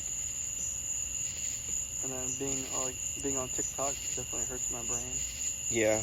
No, overstimulation with that. Yeah, you know. I definitely feel like I'm more mentally alert and physically after I go to the gym. Yeah. And then, yeah. Like more productive and just like much happier. Yeah. Like today, like I didn't work out all last week. Like I was telling you this, and then I went, and I was like, oh my god, like it feels so good to be here. And then after, I just felt like so much better about myself. Like, Yeah. Yeah. I feel you. You're gonna keep doing it? I don't know. I just don't have the time. It's like where do my priorities lie? Because on the one hand, I'm like I need to have the time for music, like my non-working hours. But then on the other hand, I'm like I really feel good about myself when I work out. Yeah, well, you should probably keep working out. Yeah, but I mean, it's not like I would completely stop, but I would just drastically reduce the number of times I'm working out per week, and like probably like make it 2 or 3, as opposed to like I was going probably 5 to 6 days consistently over the summer. Mm-hmm. Maybe you can change the time, or like the length of your workouts. Yeah. It's just like a half-hour drive there, so I'm like I might as well spend Yeah. an hour and a half. Or, Wait, a half hour to the gym? well, there and back, 15 minutes either way. Oh, okay. Yeah. I get you. Once your thing runs out, you gotta check out 24 Fit. Yeah, I'm going to. Is that the sign with the alien sign? Yeah. That's where I go. I had a feeling. I was like, this Dude, is definitely it's for like a Bob's gym. Bro, it's chain link so my fence thing. yard with like no grass. It's like dirt. It looks like a prison gym. What's up with the alien? I think they were just trying to be goofy and funny. And like that's like the whole feel. It's like a local gym, Uh-huh. you know. Like it's like such a. It kind of feels like these guys made like a castle out of dirt, and it's like existed for some time now, and they've done a good job in preserving it. But that's exactly what it is, right? But I appreciate it. Like they know me, they know my name. They You're say like hi. one of 2 people that go. Oh yeah. Oh, they know your name? They have everything I need in there. Wow. And it's just local, like, you know, you get that vibe, like, no contracts, just come on in, Do they do know your your thing. name, Justin? Huh? No, but the girl at the front desk is so hot, dude. That's valid. You gonna talk to her, Justin? Oh, I say good morning or good afternoon or thank you. Good morning. Or I'll give a nice, I'll smile. I'll give her a nice smile. And then I walk away. Good old creepy smile. You ever do one of these, like, all right, have a good one, and then we'll get out of the Yeah. gym. All right, I'll catch you next time. See you later, alligator. They should do a thing like, I think there's an error in my subscription. Could you text me, like, some of my details? Let me give you my number. I get to tell her my number because she needs to know my phone number for my subscription. Yeah. So And be like, I don't think it's working on the work, like, computer system. Can we just use your phone and see if, like, that'll work? Yo, should I infiltrate? The gym? Can you print out, like, a picture of yourself? Yeah? What do you need that I'll for? put it in an envelope. Flip it to her. Be like, yo, my friend Justin thought you were kind of cute. That is very stalker-esque. I'll put Especially like, in the envelope. Like, you gotta write a letter with, like, notes from, like, or, like, letters from, like, a magazine. You know, yeah, like, cut them out like the Zodiac. Yeah. To the hot chick in the It's desk. like 4 different pictures of me, like, my head's, like, cut up into 4s, and it's like, Yeah. It's, like, all cropped together. and then it's like the, you know, like the magazine print, like, Yeah, yeah, yeah. titles. What if I did that? Like, just showed her a picture of you and didn't tell you. And then every time you waved at her, she was like, She'd be like, hey. Like, you had no idea. That'd be a pretty good prank. that would actually be good. You wanna do a prank, guys? I've heard it's not. Well, it's technically not a prank. What do you have in mind? So you go to a restaurant and you bring stuff, and then you hang it on the wall. That's At kind of the funny. restaurant? Like a Red Robin, you bring, like, a portrait of, like, Yeah. something. Or I've seen it like Cracker Barrel. Yeah. Oh, and you, like, black see and how white long it photo. stays? You see how long it stays there before you take it down? Dude, that'd be funny. If you have a mark, I'll be down. A mark? Like a spot. We should make, like, a Caleb, like, employee of the month Yeah. picture or something. Like a Target. No, like go to Crackler Barrel and be like employee of the month or like founder. It's just Just me. It's like a picture of you in a Ticket. suit. It's like a black and white picture. Got a cowboy hat. Yeah. we were Caleb and I were like over the summer like we need to bring lying back. Like we need to make lying Yeah. cool again. I'm we're telling you, we're man. just gonna start lying about like random shit that's just like irrelevant. So we're like, all right, we got to come up with a good lie now. So we were like, all right, we're gonna act like Caleb cut his finger Oh, off on accident, like with a knife when he was like cutting meat. So Yeah. Caleb got a butcher's knife and he got ketchup, and he poured the ketchup on his thumb or whatever, and then had I the got the picture. butcher's knife like right next to it. And then I was on the phone. Did I call Sam, or I think I just texted him. I was like, dude, Caleb, I was on the phone with Caleb and he just cut off his finger. And he sent me this picture. And he sent me this picture. Or Caleb sent the picture or something. Yeah. And Sam, he drove home because they lived together. And then he got there and we were like, yeah, it was just we just lied about it. Bringing lion back.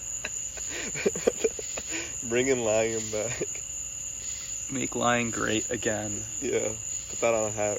2024. You guys voting for Trump? Hell no. Are you voting? Oh shit. I haven't voted ever. Well, yeah, we haven't been able to. I have. Yeah, I we just have. haven't. Oh. Yeah. Oh, you didn't vote last year? No, I didn't. Or 4 years ago? I should vote. I mean, honestly, I don't know. I just never cared enough because I'm like, it makes no difference to me. Yeah, I mean, it does to a certain extent now. Well, how much? Oh my god, that actually looks like you cut off your finger. Yeah. He was like, bro. I was like, bro. I mean, like, abortion's something that I care about. And I think if Trump wasn't elected, he wouldn't have put cabinet members inside of the Supreme Court. Or not cabinet members in the Supreme Court. He wouldn't have put Republicans in the Supreme Court. And they might not have repealed abortion on Yeah. a federal level. So, like, if Hillary had been elected, I think she would have put progressives, or maybe not progressives, Democrats in the Supreme Court, and then abortion would have been repealed. The other one is the college debt relief bill that Biden was trying to get going, that got stopped by the Supreme Court. If you had progressives in the Supreme Court, it wouldn't have gotten blocked. I don't know if I agree with it. So there's as much as I want it. Yeah, and also I feel like these are things we see in the moment, but like give it another 4 years and then those things are reversed and something else comes up. Yeah, but still within this 4-year period, the number of people who have lost access to abortions is still going to be significant. Sure, I mean I agree with you, but I don't put much hope in the idea of positive change occurring because of the person I voted for instead of the former or like the alternative option. Like to me it seems like there are greater forces here that sometimes get represented in politicians, right? But it waxes and wanes. And there is like change over a long period of time, but for the most part things remain the same, especially politically. Because people reverse prior laws and I mean, to a certain extent, yeah, but I hate how apathetic I sound about it. think about Afghanistan, right? Like, yes, it's not directly affecting you, but that significantly changed the the lives of lots and lots of people. Yeah. So it's like, yes, just because it's not directly influencing me, like, that you might be right about that, but it's still going to be influencing the lives of some people somewhere, and I can get behind that. Well, my point is that, like, if I'm putting hope in a candidate to push forward an alternative viewpoint to the other, like, I just don't see any value in that hope. Like, oh, okay, instead of Bush getting, like, reelected, we put up Al Gore, right? Like, perhaps Al Gore wouldn't have gone to war, right? Perhaps that's true. Or he would have made more significant progress on climate change, because that was the ticket that he ran on, was climate change. That is true. but there's no, it's not like we have a dictator who can actually enforce the ideas that they hold, right? There's just so many actors in play that these greater trends come into motion, right? Well, if that's the case, then maybe you should look more into like the state government level, because that's what's gonna more directly influence your life. Yeah, I need to be more engaged, and like I made the mistake of not really a mistake, but I just haven't in the past. And especially now that I'm working and like living an independent life and I'm not insulated by my parents or by college, it's more and more important that I'm engaged, especially in a community, right, which I want to be involved in. So like I think you're right, like local is important.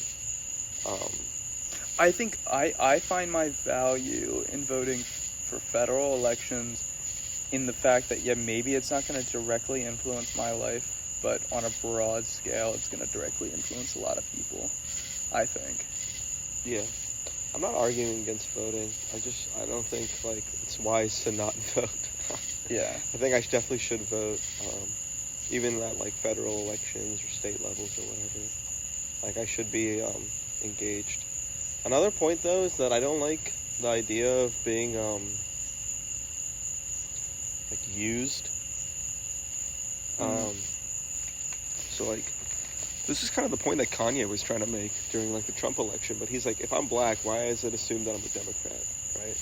Like why is my like racial identity conform me to like some type of political stance, right? Yeah, it doesn't. And one thing I dislike about politics is like, why do my arguments get reduced to these like polar arguments that don't even really represent what I'm thinking? Like I don't really care about the talking points at all. Yeah. You know, and I think abortion is like, sure, that's important, but like personally I don't care, to be frank, you know? I don't really want to vote on that premise, you know? And like I definitely don't I do like care about that because I think it affects the lives of other people. Yeah, it definitely affects the lives of other people, but I feel like that's not something that I want to base my vote off of. Like, I want to base my vote off No, but you base it on which candidate most closely resembles the views that you have. So that, I'm not going to...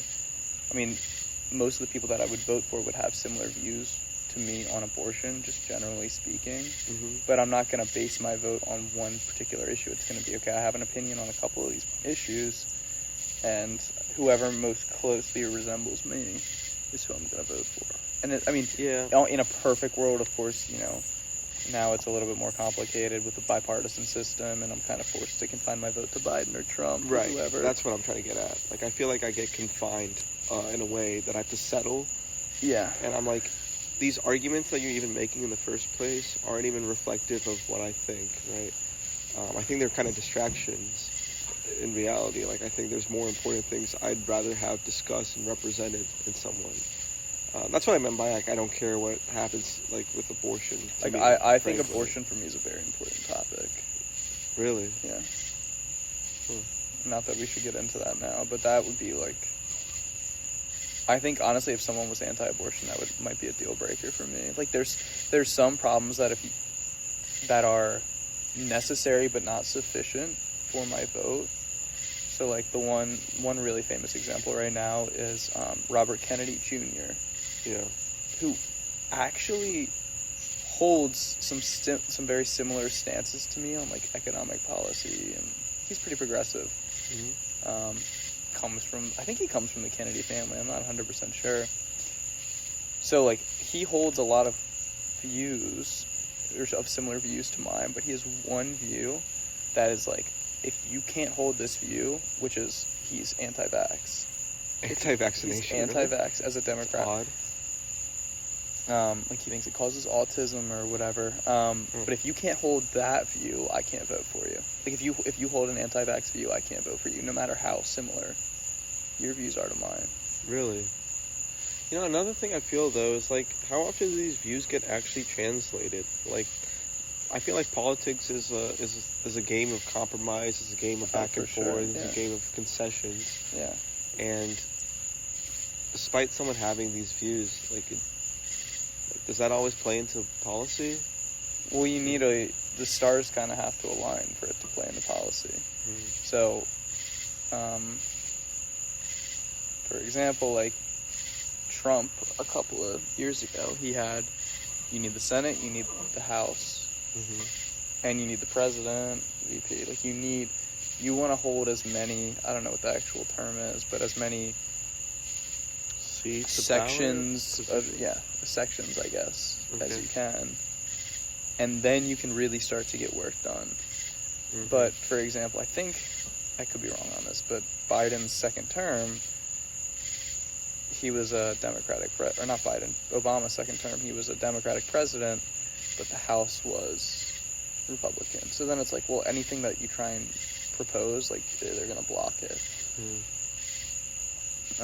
And that's why the Democrats are, like, I think they hold the House by, like, 1 vote or something. Right now? Yeah. Okay. But, like, if you have a supermajority, like, you will be able to get stuff done. Hmm. The problem is a lot of the times presidents get elected, and then people are like, well, you didn't get anything done. It's like, well, I couldn't because Republicans won the House. Yeah. Or Democrats won the House, or whatever. Yeah. I think my problem is I hold like views on both sides, Yeah, same. so I can't just be like, oh, I want to vote for Biden because he holds a lot of views that I don't agree with, you know, and Yeah.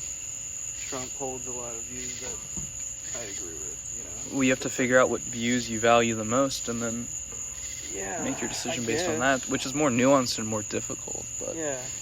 Another thing I think about is like it's not even really policy-based decision making. It's also like character judgments. Because when I think about That's politics, true. I think about like, oh, do you have the strength to make this happen? Do you have the will to negotiate to this level, right? Like, do you have the ability to meet a foreign diplomat and have the right presence to encourage or discourage them from doing something that relates to our interests? And if I sense weakness in you or inability to be competent or proficient, I don't want to help you, right? I don't want you to represent me. Mm-hmm. So that's another like sense I have about deciding people. the other interesting thing with that is, how do you weigh competency and moral character? Because that Yeah. was a very common talking point with Trump supporters, at least in 2016, was that, well, yeah, like, I agree with you that Trump's, like, a pretty shitty person. Like, I think he's a bad person. You know, he acts like he's religious, and he has sex with porn stars. And evangelicals would be saying this. And obviously, if you're an evangelical, like, you would view, if you did any sort of research on Trump, you would view him as a highly immoral person. Yeah. But the distinction that they would draw is that, yeah, he is a highly immoral person, but he's going to be an effective leader because he's going to run the country like a business. Yeah, I And don't that's really- going to be success. So the Yeah. question there is, like, how do you draw the distinction between an effective leader to and someone who's moral? Like, do you want your Mhm. leader to be someone who's moral or someone who's effective, right? Yeah. What do you value more in that situation? I mean, in an ideal scenario, I would value like some type of virtue in accordance with strength, right? Mhm. That's the way I perceive But it. I'm saying you have one or the other, right? Which are you choosing? Strength versus virtue. Strength versus virtue, yeah. What would I prefer? Yeah. To be honest, like, it also depends on the climate at the time. Say we're in a peaceful time, right? Mhm. And we don't have the need for strength, and virtue would be better, right? But say we're in a time of like turbulence and like instability, we would need strength. Mhm. Now that gets dangerous, right? I think that's been present before, like World War II. I think people have elected for strength over virtue, and have elected for homogenized power over collectivized power because there was a need to get things done. Yeah, and even there's when you crisis. have crises like that with war, the president can almost assume a totalitarian type dictatorship Yeah. rule because they need to have decisive action. Exactly. Yeah. So there's danger in that, absolutely. And I think there's much danger in Trump as well, and what he represents and what's happening with him.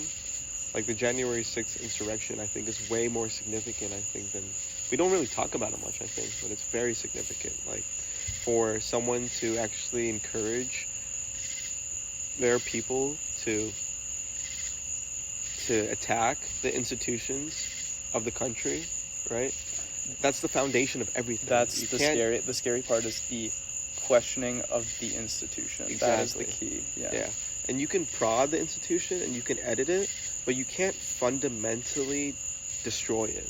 You can't fundamentally criticize the integrity of the voting system in our democracy. If you do that, there's so much psychological doubt in people, in their institutions. And that's what it's gotten to. That's the point. And even now with the Trump indictments, it's the Fed. It's this big conspiracy among all the members of the Fed, or Jack Smith or whatever, to indict Trump. And it's like, our systems aren't working. These systems that we put in place hundreds of years ago, they're just dying. Like, they aren't effective anymore. They're corrupt. Yeah. And what's That's the natural the response to thing. that? Like, if you believe that, what's the natural response? You would think some sort of coup or revolution or something. Yeah. I don't want to live in a and that's the thing is, like, I can say, like, oh, I disagree with these policies, but at the end of the day, I don't question our institutions. I don't question the Fed. I don't question,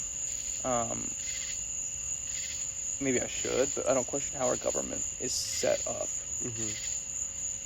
Like, I trust that there's checks and balances, and I trust that it's the best that we can probably do, or as close to it. I think there's massive problems, but I don't think there's large scale. I don't think the gaps have been left for people to be crazy corrupt, or for large institutions to try and go after politicians. Like, that's what's scary to me. Yeah. Is that questioning of that. Yeah. Yeah, I don't think, like, that becoming present here on a national scale, I think, is incredibly irresponsible. At the problematic. At the very least, it's incredibly irresponsible. Yeah. Hopefully it hasn't started something that we'll see cascade, right, in decades to come.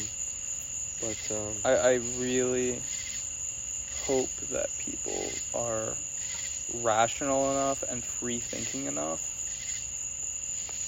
to kind of, like, just see a little bit through the facade. It's almost like a cult, dude. Like, literally anything he does, he'll be justified in some way or another. Like, I mean, were you and I talking about this earlier? Like, fanaticism? Well, fanaticism, and just, like, he can do anything and, like, change his answer, or, like, anything that he does, they'll give him, like, the motivation of, like, the most, like, virtuous person. Like, oh, he was doing this for this reason. Like, because, like, you can spin anything in any direction. Like, in their case, it'll be like, okay, well, he's found all the corruption within the government, and he's fighting against it. He's a freedom fighter. And he's fighting against the two-tier justice system. Those people are just crazy. They're being manipulated, unfortunately. I think. I think they're brainwashed. Yeah. Yeah. It's just like, they're brainwashed. It's like, you can't do anything about it. That's what my fear is with politics. I was like, what I was alluding to too with voting, especially in a bipartisan, like, presidential federal vote. I don't want to be manipulated into my vote. Yeah, that's valid. Yeah. I felt like I was guilty. You felt guilty? I felt like I was guilted into. So I voted for Trump. Why were you guilted into doing that? Like, my area, surrounding area. Yeah, like group thing. It was your family too, to a certain extent, right? Yeah, it was just everyone that was around. Yeah. The environment. Yeah, by the way, I said I didn't vote. I voted. I voted for Biden. Yeah. Yeah. I didn't vote at all. Like, looking back now, I didn't really want to vote for Trump, and I didn't want to vote for Biden. Yeah. And then I kind of felt pressured just to vote for Trump because of my environment. Looking back on it, I wouldn't have voted. Yeah. I just didn't want to. I didn't feel anything. Like, why? Yeah. Like, I don't care about either of them. Exactly. I don't think they have my best interest. Exactly. At all. And I don't think they would be able to execute on anything that would have promoted my interest or communal interest in that manner. Yeah. I think they're for themselves. Yeah. I just think that's kind of the ideal of the U.S. government. Like, that's what the point is. Like, yes, every single individual, every single politician is going to have their own best interests, their own ambitions. Yeah. That's going to be what's going to motivate them at the end of the day. Mm-hmm. However, can we channel those ambitions and use the communal, like, this is what's best for our people, and channel the ambition so that the only way that they can achieve their goals is through the people. I agree with that. I think that is the design. Yeah. That makes sense. And I'm not saying it achieves that or it doesn't achieve that, but I'm just saying that's the ideal. Yeah. But I think this specific case, specific election, I don't think. Like, I didn't like either people to be selfish. Does that make sense? I don't know. Yeah. Yeah, I mean, for me it was easy just that I was very, very adamantly against Trump. And maybe my approach was like seems to me to be a very immoral person, as opposed to, this is the policy that I disagree with. I mean, obviously I thought like build the wall was stupid, like I didn't think that was ever going to happen, and like close the border off to Muslims I disagreed with. But generally it was, to me, this person he is the head of the state. He represents the United States, and I don't want this person representing me or the country. Yeah. I don't think he represents the ideals of the U.S., of what we were built on. You think Biden did? Better, yeah. I mean, can anyone fully? No, but I think Biden is a much more respectable person. I don't think he's a bad person either. I think Obama did it very well. Obama was very charismatic, very put together. Yeah, he was. Yeah, that was. I was honestly like, I don't know his policy. Like, I was 8 when he was president or whatever, but I feel like he represented the country well along that point. You know, like he was a good face for the country. Yeah, I agree. Yeah, he was someone who I wasn't ashamed to call head of state, and I think he had a good enough understanding of the principles that the United States is built on, like the fundamental, unalienable rights of people, and the checks and balances that are set up in the government, and putting the power in the hands of the people, just stuff like that. I think he had a good understanding of that. I don't think Trump had any idea. Like, there's something about, for me, if I see a politician and I say, this politician has some idea that he is doing something or involved in some sort of process that is greater than himself, then I can respect that. I just don't see Trump as ever being able to say, well, this country was built on principles that are going to outlive me, and that represent the ideal of what we could become. It's not in his character. I don't think it's in his character to say, I want to dedicate myself to something that's greater than me. I don't think he sees many things that are greater than him, and I know, like, that's a very common, like, he's a narcissist, but I just... Yeah, he pretty much was. I think he is. I mean...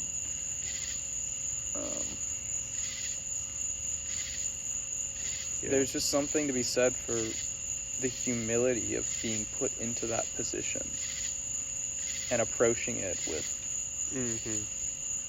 an understanding of the heritage that you're carrying on, and a respect for the ideals that are ingrained into the fabric of our country.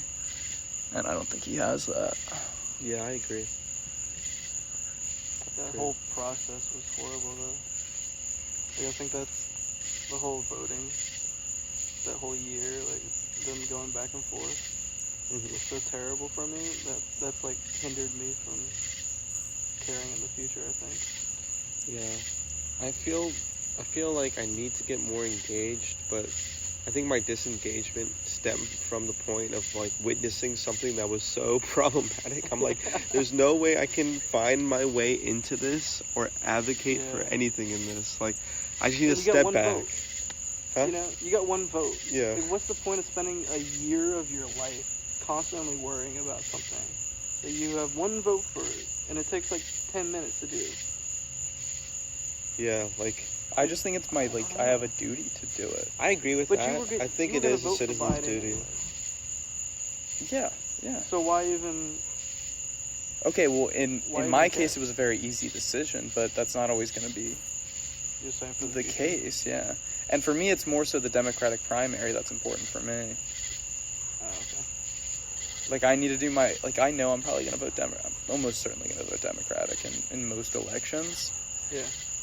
Well, you see, I But was the engaged. research is, how can I get the best Democratic candidate to represent me? I was engaged with the Democratic primary as well. I actually volunteered. I liked Andrew Yang the most. But after Biden got picked, I just disconnected. I was like, Yeah. fuck this. I don't want to deal with it. You volunteered? I did. I did calls for Andrew Yang, and I went to one of Really? his rallies in D.C. No way. because I really liked his message. Yeah, Uh-huh. and I thought he had good character. I liked him. Yeah, he's like, AI is gonna ruin everything. I'm like, all right, cool. Do you like that Robert Kennedy guy? No, that's what I'm saying I don't like, because he's anti-vax. That is just something Is he that, anti-vaccination coronavirus or just in general? just in general, Like smallpox? I think most stuff. Yeah. Oh. He thinks it causes autism, and I'm like, anyone who holds that belief, I can't put you in Really? public Just office to represent vaccinations me. in general? Yeah. Wow. Yeah. It's a very outdated opinion. Yeah, it's kind of absurd. Just in general? Yeah. He thinks it causes autism. That was In such a children. thing that was from such a small group, and it just caught on, Yeah. and it didn't even stay like alive for long, but it still lingers. It's regained popularity as well recently. Anti-vax? Well, yeah, anti-vax, but also just that vaccines cause autism. Oh. One thing I fear about America is our ignorance is growing. You know, like we're not a nation that is intellectually resilient. We're a nation that can get swayed by ignorant ideas. Yeah. Like TikTok. Like TikTok, like See 1 5-second video. boom, you're stuck. I'm Yeah. drunk now. You know? Yeah, I know I just went on about, like, democracy amazing for a while, and this is something that I'm not committed to, but that fact can almost be like, should we have like a minimum IQ for voting or God. something? Like, you know what I mean though, right? I do. Like, I mean, the Romans believed that the populace were too fucking dumb. Like, you know. well, that's what fascists believe too, but I'm Yeah. like, Well, where do I you don't draw wanna the go line? there. That's the question. What if you're outside the IQ? You think that's fair? or you need to like be able to pass basic tests on like, Like have a driver's license? yeah, dude, I don't know. It's just like Well, they have Democracy that, is don't very new. Democracy hasn't In the existed grand in this scheme of form. things, yeah. Yeah. Like, all the civilization has existed off of aristocracies, magistrates, like, you have republics, right? And then you have kingdoms. That's it. And then, like, fascism. That's not Communism. even like a real thing. Like, that didn't exist for a while, really. Mm-hmm. But this is the first time where we had democracy, like full-on represented democracy of every individual. It's an experiment. America is an experiment. Yeah, I don't know. It's, on the one hand, I'm like, yeah, it's beautiful that it's a level of equality achieved that hasn't been seen in the history of humankind. But then on the other hand, I'm like, some people are so dumb. Well, then people just keep drawing the line. You have to have a certain IQ and a certain amount of money. Yeah. I mean, you got to draw the line Yeah. somewhere, right? But like, where's the line? It's just gonna keep going. There needs to be some degree of tension, right? Like, the only way something can be preserved at where it's at is if the people that control it are stagnant in that. Like, if you had, like, a very wealthy populace, right? Wealthy and well-educated populace that wanted to have more influence in government, they are in the interest of decreasing access, right? In terms of voting ability, right? But then you have a larger populace that rallies against that, right? As long as that's in tension, the line will stay where it's at, right? But if that ever sways, right, Mm-hmm. then you get changes. So Yeah, I mean, I think the solution is that you need to educate more people and yes, that's combat the best. ignorance. Exactly, that's the best thing you can do. The public needs to have a vested interest in the public becoming more educated, and that translates through the government having a vested interest in education. That translates through investment in education. That translates through research in education. Mm-hmm. That's that's the foundation of it all. Pay the teachers. Like you need to, Quit spending all our money on our defense budget. Yeah, Put it in that frivolous direction. things. Like we need to focus on education, and I think that's like a very, obviously like simple thing to say, but in reality, translating that is whether it becomes complicated. Like, Yeah, true. You guys want to call it? yeah, I think that's good. And how long did we go? About 2 hours. So, any like closing thoughts? Justin's a lib. Yeah. You gonna go communist on us? Like Oppenheimer? I don't need the FBI tracking me all day. I'm gonna send a tip to the FBI. Yeah, I don't have a good enough understanding of it to say whether or not it's good or bad. I've only read the Communist Manifesto. I haven't read any of Das Kapital.